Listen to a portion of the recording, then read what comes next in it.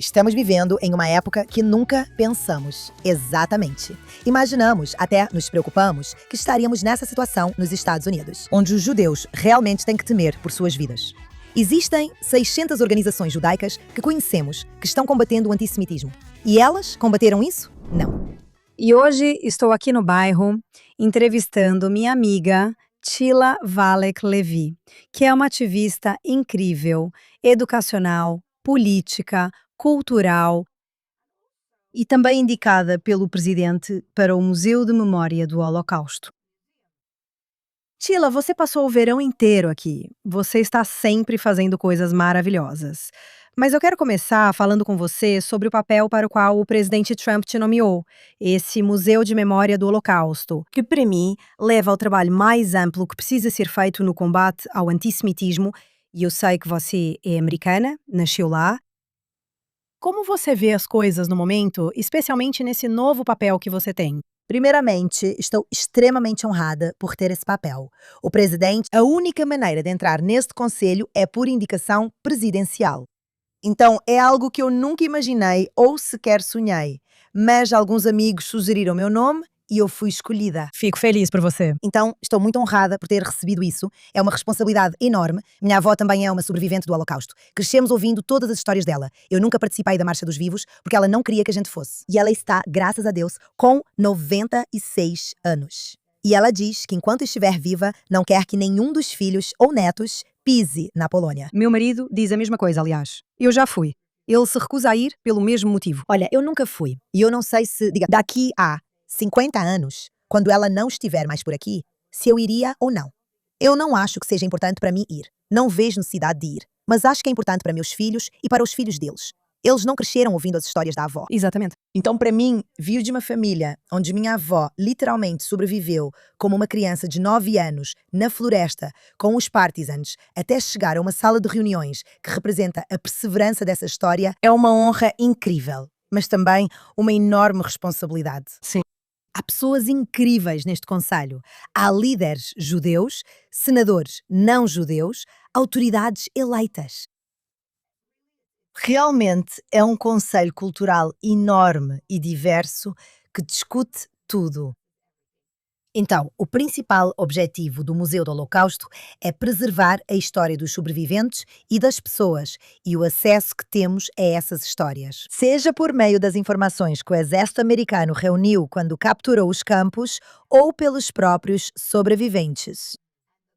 E a maior coleção de qualquer tipo de artefato ou memorial do Holocausto pertence ao Museu do Holocausto. E há um depósito externo, que na verdade eu ainda não visitei, onde eles têm de tudo, desde roupas de pessoas até fotografias. E isso passa a fazer parte do museu quando eles fazem a rotatividade das peças. Agora, hoje, estamos vivendo em uma época que nunca imaginamos. Exatamente. Imaginamos, até nos preocupamos, que estaríamos nos Estados Unidos, onde os judeus realmente precisam temer por suas vidas. Eu sei, sabe, é algo que eu sempre digo, que crescendo na Europa, sempre houve uma tensão entre ser judia e ser europeia. Sempre histórica. Mas a América nunca foi assim. Nunca. Ser judia era apenas parte do mosaico, ou do caldeirão cultural, ou da cultura.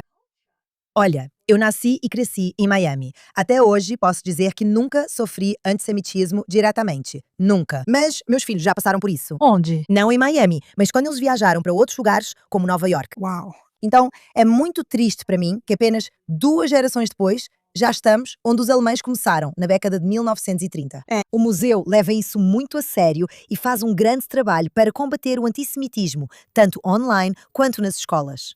Por meio da educação e capacitação de professores de escolas públicas, alunos e oferecendo ferramentas às pessoas, especialmente no ensino médio, antes mesmo de chegarem à faculdade. Sim, para poder entender, deixando o antissemitismo de lado por um momento, o próprio ódio. Sim. O que isso significa e como isso se manifesta. E é isso que estamos vivendo agora. É muito assustador. A questão é que existem 600 organizações judaicas que conhecemos que estão combatendo o antissemitismo. E elas conseguiram combater? Não. Por quê, Tila? Por quê? Eu acredito que isso é maior do que nós. O antissemitismo é algo negativo, feio, um poder existente que E é isso, sim, é uma doença. Nunca desapareceu. E nós não podemos curá-la. Sim. Eu não acho que precisamos focar em curá-la. Acho que a educação é a prioridade número 1. Deve ser o nosso foco, não só no mundo não judeu, mas também no mundo judeu. Quando você tem crianças judias, sim, que não sabem de onde vêm, não, que têm vergonha de ser judias, ou que nem sequer se defendem em nenhum tipo de situação por serem judias, ou pior ainda, que estão marchando pelos estudantes pela justiça na Palestina. É aí que falhamos. Falhamos com nossos próprios filhos e agora estamos falhando com as crianças da próxima geração. Então, mais do que focar em combater o antissemitismo, escute. Sim, pessoas que fazem algo errado e colocam outra pessoa em perigo devem ser presas. Elas devem ser processadas judicialmente. Vivemos nos Estados Unidos da América. Existem leis que protegem as minorias. Infelizmente, nem em todos os lugares os judeus são vistos como minoria, como vimos esta semana na Califórnia. Mas tem que haver algum tipo de consequência. Eu não acho que devam ser apenas pequenas organizações judaicas e alguns executivos arrecadando dinheiro das mesmas 50 famílias judaicas, que têm boas intenções e realmente querem fazer o bem, mas simplesmente não está indo a lugar nenhum. Então, na minha humilde opinião, eu realmente acredito que a educação é o antídoto para o ódio e o antissemitismo. Mas não só para o antissemitismo, para qualquer forma de intolerância contra qualquer minoria. Agora, quando a vida das pessoas está em perigo, isso não pode ser uma forma de protegê-las. Se alguém sai por aí e ataca um judeu, e porque essa pessoa vem de um contexto muçulmano, possivelmente, ou de outra minoria protegida, agora, em lugares como Nova Iorque, isso não deveria ser uma saída. Porque responder ao antissemitismo com islamofobia, isso não anda junto. Sabe, a Flórida meio que se tornou um refúgio para tantos judeus de outras partes do país. E você é da Flórida, então você nunca passou por isso. Mas, sabe, as coisas devem estar ruins em Nova York, por exemplo, quando o Goldman Sachs está fazendo as malas e se mudando para a Flórida. O Goldman Sachs é tipo a essência de Nova York. Eles criaram o Banco Judeu quando judeus não eram aceitos em outros bancos. E para mim, isso foi chocante. Quer dizer, Nova York merece isso por eleger esse idiota Mandani. Mas o fato de isso ser tão normalizado e ninguém achar mais errado é basicamente porque judeus não são vistos como minoria. Ou quando você é uma minoria bem-sucedida, meio que merece isso. Que nem todo judeu é bem-sucedido. Eu sei. Em Miami, não posso falar por outros estados, mas mesmo em Miami, temos líderes comunitários e ativistas maravilhosos e incríveis que são muito filantrópicos e contribuem para a nossa própria comunidade local. E é por isso que a comunidade em Miami é do jeito que é. Sim. Temos 3 gerações passadas para agradecer pela liderança judaica. Então, quando as pessoas vêm para Miami e dizem "isso é incrível", nem sempre foi assim. Claro as que pessoas você lutaram construiu muito. isso. Elas construíram isso. Nós realmente lutamos para construir nossas escolas, nossas instituições, nossas sinagogas, nossos centros comunitários judaicos. Ninguém deu. Claro. Agora, Miami é um lugar onde havia refugiados latino-americanos que vieram de muitos, muitos países por muitos anos. Você também tinha pessoas judias, quando eu era jovem, vindo da Rússia. Sim. Vinham pessoas, como eu disse antes, de países latino-americanos, mas tínhamos México, Colômbia, Cuba, a comunidade judaica. Não só a comunidade judaica, a comunidade de Miami foi construída pelos cubanos. Sim. E em Miami não há tolerância para o ódio. Imediatamente, quando algo acontece relacionado ao ódio, seja com haitianos, porque já aconteceu, cubanos, porque já aconteceu, ou judeus, não importa. Não há tolerância. Mas nossos representantes eleitos, eles respondem, nossa polícia responde e nós trabalhamos juntos dentro das nossas comunidades para garantir que as pessoas saibam que em Miami não temos tolerância para isso. Agora, morar em Miami e receber pessoas vindo até nós, claro, é muito lisonjeiro e é ótimo, tem muito movimento, mas é difícil porque eu, como alguém muito envolvida na comunidade judaica, principalmente na área de educação, não temos escolas suficientes. Eu quero que todos tenham uma vaga nas nossas salas de aula e não temos vagas. Então agora precisamos começar a construir. E eu realmente espero que as pessoas que vieram de outros lugares, como Nova York, não estejam apenas se aproveitando da gente, que elas possam vir e que possam contribuir. E também investir no futuro dos seus filhos, porque não podemos fazer isso sozinhas. Fizemos sozinhas quando era uma comunidade pequena. Agora ela dobrou ou triplicou de tamanho. Isso é incrível. E precisamos das pessoas que estão vindo de Nova York e da Califórnia por causa do imposto sobre grandes fortunas. Ou agora por causa da nova lei que não protege os judeus, que foi aprovada esta semana, que diz que judeus não são uma minoria. Todo mundo está protegido, menos os judeus. Sabe, está ficando muito assustador. Claro, graças a Deus temos Israel e o Holocausto não é uma realidade atual. Nós temos Israel e muitas pessoas podem vir para Israel. Mas, enquanto isso, eu realmente acredito muito que precisamos investir em nossa própria infraestrutura e em nossa própria comunidade. E eu realmente espero que as pessoas que estão chegando possam nos ajudar. Tenho certeza de que sim, porque os judeus sempre sabem como contribuir. Agora, você mesma criou uma escola recentemente. Porquê? Foi porque não havia um lugar onde você pudesse ver seus filhos estudando da maneira que queria? Ou porque há simplesmente uma necessidade maior de mais escolas judaicas? Ambos. Então havia uma necessidade maior de escolas judaicas. Meus filhos estavam bem onde estavam. Tivemos um desentendimento, mas esse não foi o motivo pelo qual a escola foi criada. Me tornei muito amiga de alguém que admiro e respeito muito. O nome dele é Rabino Azaroff. Ele era o rabino da escola dos meus filhos. Ele foi extremamente importante em me ajudar com a educação dos meus filhos quando eles estavam na adolescência. Como dizemos em hebraico, nos tipeches, quando é difícil. Os pais têm dificuldades com seus filhos. Sim, claro. E ele veio falar comigo um dia, depois de trabalhar, na verdade, com o Departamento de Educação, quando Naftali Bennett era o primeiro-ministro. Desculpe, o chefe do Departamento de Educação. Isso.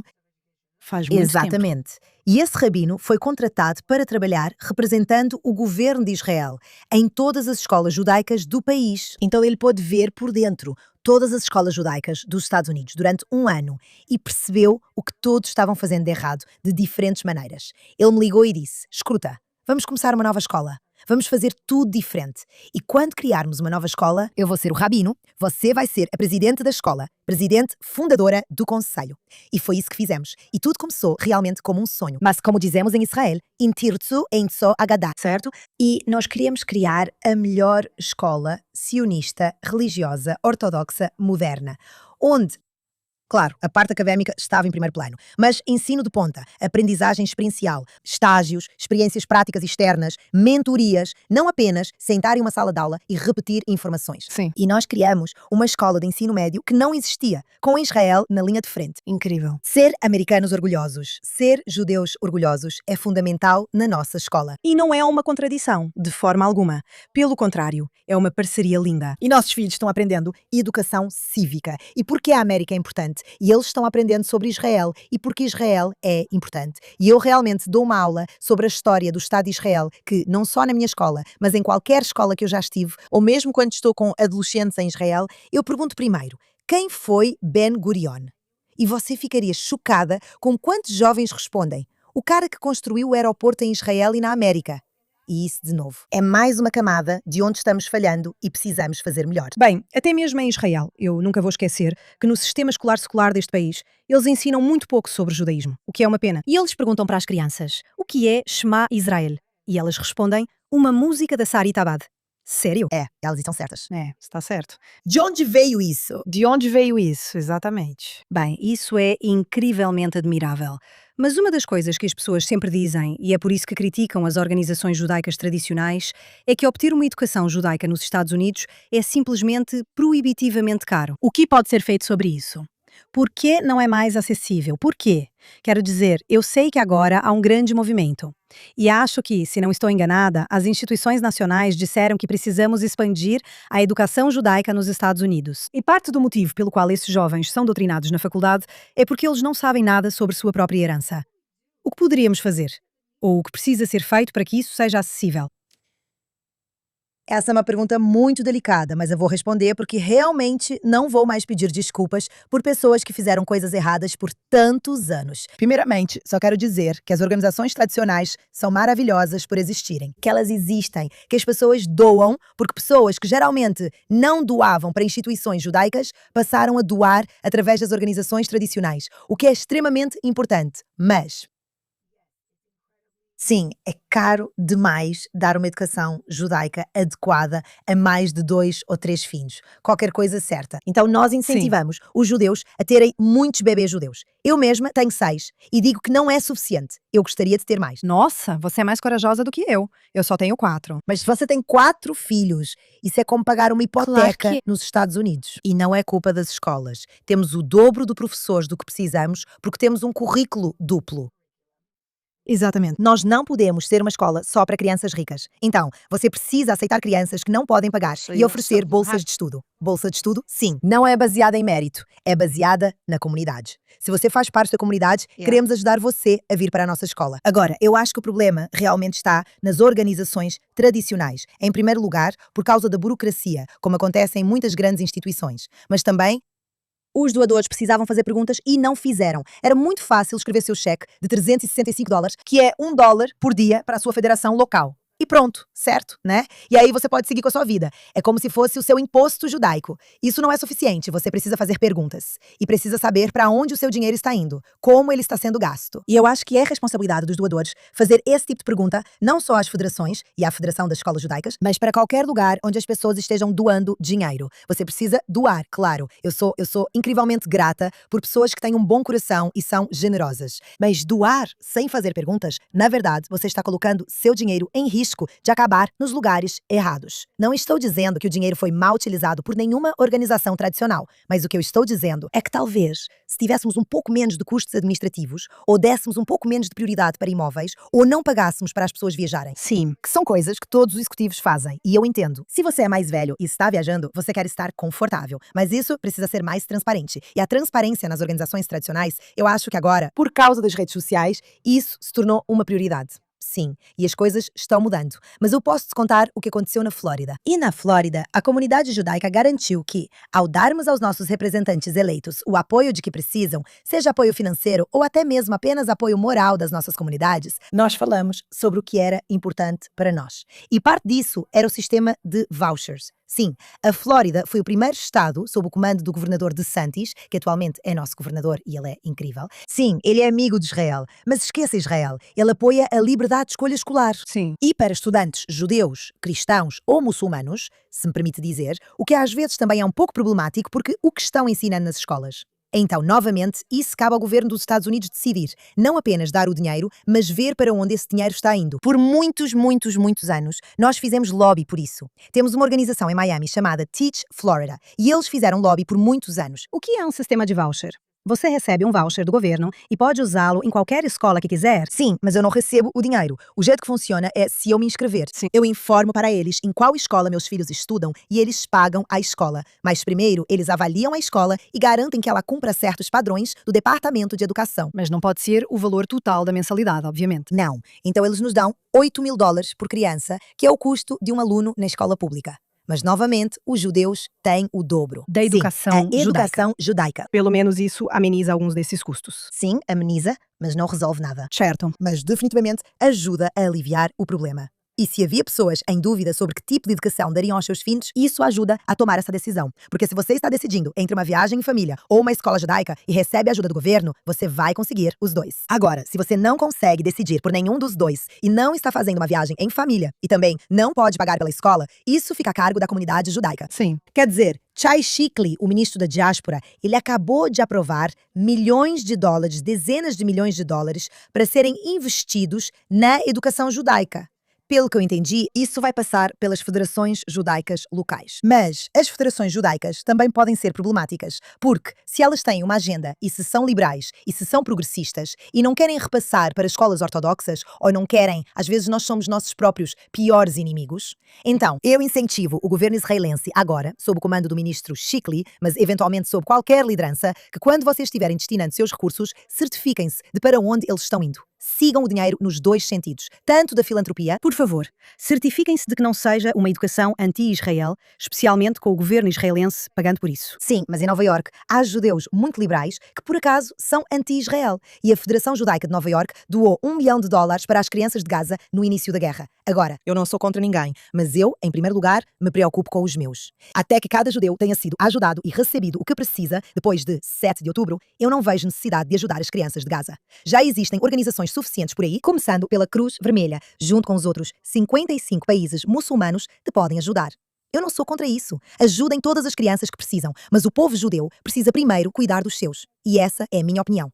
Então, antes que a Federação Judaica da América do Norte, em Nova Iorque, desse $1 milhão para as crianças de Gaza, eu poderia ter feito muita coisa com esse dinheiro. na nossa escola, ajudando órfãos, crianças que não têm uma educação adequada e crianças que não têm comida em casa. Sim. Nem toda criança nos Estados Unidos é rica. Bem, essa não é. Essa é a ideia errada, não é? Que todos os judeus são ricos. Com certeza. Quando, na verdade, o motivo pode ser que você não conhece judeus pobres porque Nós os próprios ajudamos judeus eles. fizeram isso. Exatamente. Ajudamos eles, ajudamos a suprir as necessidades da nossa própria comunidade.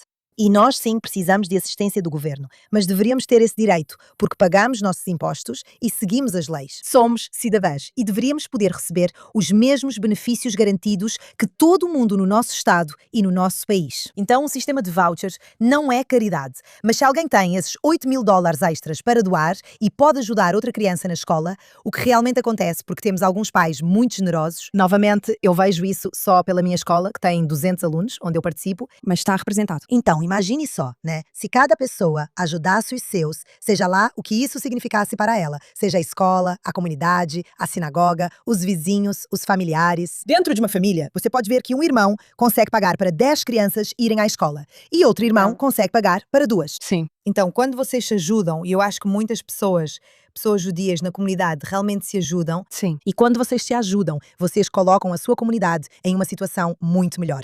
Sim. Quer dizer, é incrível. Eu conheci o governador de Santis e a esposa dele, que é incrível. E ela foi incrível. Ela realmente é incrível. E ela me disse que, basicamente, o que eles estão tentando fazer é fazer da igreja uma espécie de estrutura comunitária de organização dos cristãos. Bem, eles fizeram isso. Ela fez isso. Ela liderou um programa assim. E vemos isso também, digamos, com CUFI, ou Organizações da Fé Cristã. Sim, sim. Agora, isso também está acontecendo nas comunidades muçulmanas. E o problema é que muitos dos sistemas educacionais dentro da comunidade muçulmana também são anti-americanos. E então, por causa do financiamento, Olha, sabe, siga o dinheiro e você tem estou algumas coisas falando bem dos suspeitas. vouchers. Então, nós incentivamos o nosso Departamento de Educação na Flórida a investigar o que as crianças estão vendo. Se forem uma escola judaica, eles estão aprendendo educação cívica, Com certeza. ou eles estão aprendendo a amar os Estados Unidos ou a odiar os Estados Unidos. Essas são as coisas que importam. E agora vemos que os islamistas realmente construíram comunidades por todos os Estados Unidos. E os 2 estados que ainda não foram infiltrados sem assimilação, digamos assim, são a Flórida e o Texas. E agora há um grande investimento de dinheiro estrangeiro chegando para criar escolas e locais de culto para comunidades muçulmanas na Flórida e no Texas. E isso cabe a nós combatermos isso. Não combater a liberdade religiosa, mas combater a doutrinação da próxima geração para odiar a América. Bem, você não precisa procurar muito longe. Você tem os Socialistas Democráticos da América, que basicamente são uma plataforma anti-americana, islamista, comunista e marxista. E eles estão ganhando força. Você está preocupada com isso? Eu não sei se eles estão ganhando força. Eu acho que eles estão ganhando. Certo. Certo? E eles sempre dizem coisas absurdas. Claro. E você também vê como, mesmo aqui, a mídia é sempre tendenciosa. E a mídia é muito tendenciosa para o lado liberal. E provavelmente é por causa de dinheiro estrangeiro que está ajudando essa mídia liberal a promover uma certa agenda nessa plataforma. E por isso temos coisas como podcasts e temos acesso a outras informações. Graças a Deus, as redes sociais. Poderiam ser algo muito negativo, mas também podem ser algo muito positivo. E depende do que você faz com isso e como você usa. Temos a Fox News. Temos mais do que isso. Tem a Newsmax, tem a ON, existem outras opções de mídia. Então, em primeiro lugar, acho importante que as pessoas escolham bem suas fontes de informação e verifiquem os fatos, procurando informações corretas. Em Israel, vocês não têm tantas opções disponíveis. Acho que tem o Canal 14, alguns outros, e o JNS. Sim, quer dizer, seria bom se pudéssemos ter um canal que contasse a verdade nas notícias e não, sabe, fosse tendencioso para nenhum dos lados. Sem uma agenda política, só Sem uma notícias agenda, mesmo. exatamente. Não me dê uma agenda, só me dê as notícias como era antigamente. Então, isso não existe em lugar nenhum. Eu estava em uma conferência muito interessante da Fundação Singer e, na verdade, havia um painel sobre educação no ensino superior, nas universidades. E entre as pessoas, nesse painel, estava a presidente de Dartmouth, que é uma mulher cristã, o diretor de uma das escolas acadêmicas no Texas, da Universidade do Texas. Ele estava falando sobre civismo, a importância do civismo. E a diretora da Escola Internacional da Universidade de Colômbia.